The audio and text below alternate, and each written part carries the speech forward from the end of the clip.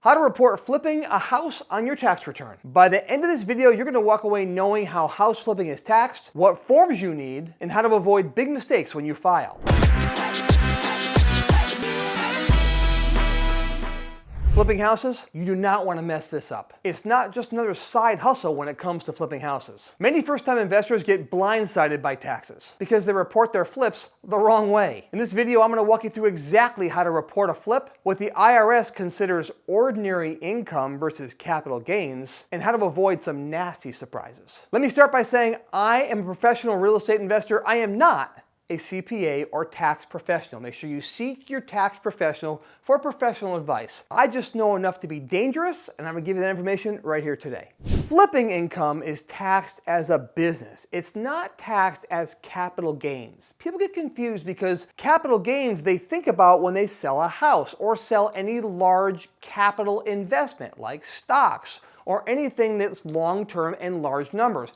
But it's not the same when you're flipping a house. Don't be confused with that. Trying to pay capital gains, which is less than ordinary income, is what some people want to do as a flipper. But there are a lot of requirements with the IRS that make it so that flipping a house doesn't qualify as a capital gains investment. It really all comes down to intent. What did you intend to do with the property? If you intended to buy the house and flip it, even if you held it for over a year, if your intention was to flip it, but it just went longer than you expected, that's still considered ordinary income that you would pay at whatever income level, tax level that you're at. If, however, you bought a house and your intent was to turn it into a long-term rental, and for whatever reason you decided in your 15th month of ownership to sell that rental, then in theory, that is taxed at the capital gains rate, which is less. Again, talk to your accountant about what the capital gains rate would be for you. That gets very specific and very granular, and I'm not a detail person, but I know that there are certain ways to pay taxes correctly so you don't throw up any red flags with the IRS. Again, it all comes down to intent. When you bought that property, what was your intention on that deal? Was it to flip it quickly, or was it to hold it as a long-term rental? And you just happened to sell it quicker. Even if you're flipping one house a year consistently, in the eyes of the IRS, you're a dealer. That means that is what you do. You are now someone that deals in flipping houses as a real estate investor, and you'll be taxed accordingly. As a dealer, if you're somebody that says, well, I'm just going to hang on to my house for 13 months and say that my intent was that this house was going to be a rental and then I went ahead and sold it, if you do that more than a couple of times, you're going to trigger an audit on yourself and you'll be way over your head and you will lose that battle. So don't try and trick the IRS. So flipping a house, the income is ordinary income, which means it is subject to self-employment tax. If you've been an employee your whole life, you are paying taxes through your employer, correct? You get a paycheck and your employer takes out taxes.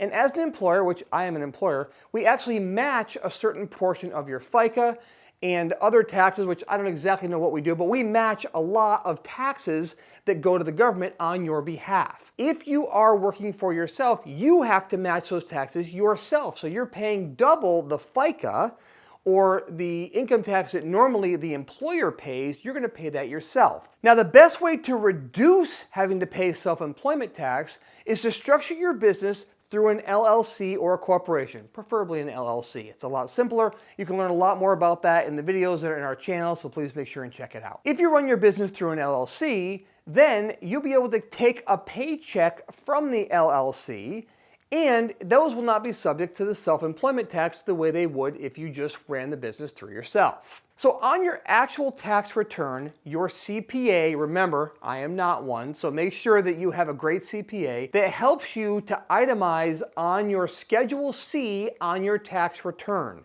It'll be listed where you can show the income of the house that you sold, that's the general income, then how much you paid for the house, and it'll itemize out things like the contractors. So make sure that you have every contractor filling out a W-9 form, so at the end of the year you can give them what's called a 1099, which shows how much you paid them throughout the year so you can legally deduct how much you paid the contractor and have a record of it. On the Schedule C, after you have the amount you sold the house for, how much you paid for the house, all the expenses that came out of the house, including all the contractors, all the holding costs, all the commissions and everything, at the bottom there will be a number. That is your net income on that one deal or that business of flipping a house. That is the part you'll be taxed on after all the expenses come out. With the right CPA, you can learn how to write off a lot of things like even your home office expense and your automobile expense and different things that were normally a personal expense, like maybe part of your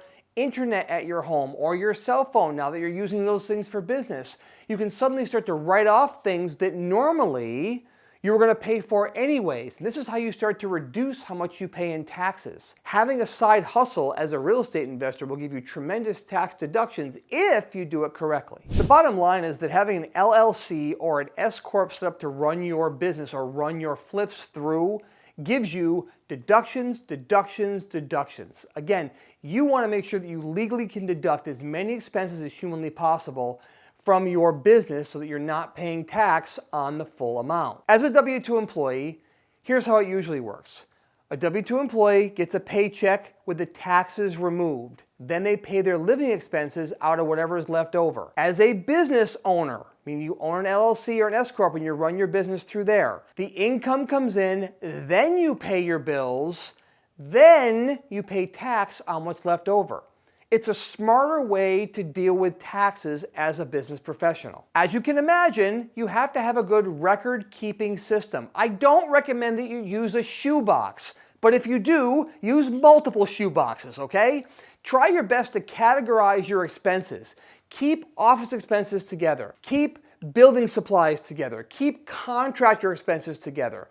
Keep whatever other expenses you have, try and itemize them the best you can. I would really suggest that you have a spreadsheet or use a software program like QuickBooks to just make sure that all of your records are kept safe. It might make sense to have a bookkeeper part-time come in and help you keep track of your expenses.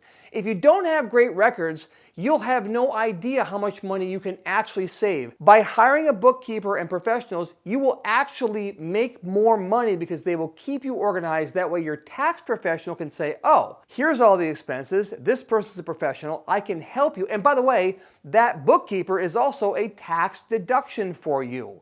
Fully. Make sure that you choose a CPA that understands real estate investing expenses. And when you choose your tax professional, I recommend you have two different. It's good to have an accountant and have a tax professional. They almost always butt heads, but that's what you want when it comes to fighting for you to pay less taxes. But find a tax professional that understands the ins and outs of real estate investing. Don't use your cousin Linda who works for the state and does taxes on the side for people. That's not who you want to use. You are a professional and you're dealing with hundreds of thousands or millions of dollars in this business that you have. And I say business because some people say, I just flipped a house. If you flip a house that sold for $500,000, do you know that you have a business now that's bigger than most coffee shops in America by doing one house a year? Treat it like a business and it'll pay you like a business. Knowing how to report your income is great. Knowing how to actually earn the profit to be able to put on your tax return is even better. In the next video, I'm going to show you how we actually evaluate flips to make sure they're profitable, to make sure that you have taxes to pay. That's a good problem to have. I'm going to show you how to estimate a house, estimate the repairs, how to determine what's called your ARV or the after repair value once it's done, and how to determine what's called your MAO, your maximum allowable offer, the most you should ever pay on a house to make sure that you are profitable. It's the same system that my team uses to flip over 100 houses a year. It's taken us 20 years of blood, sweat, and tears, literal, to build this system to make our lives that much easier, and I'm going to give it to you today for free. If the video is not showing up, do me a favor, look in the description below because I guarantee you that link is sitting right there. Click on it, check it out. It's my gift to you.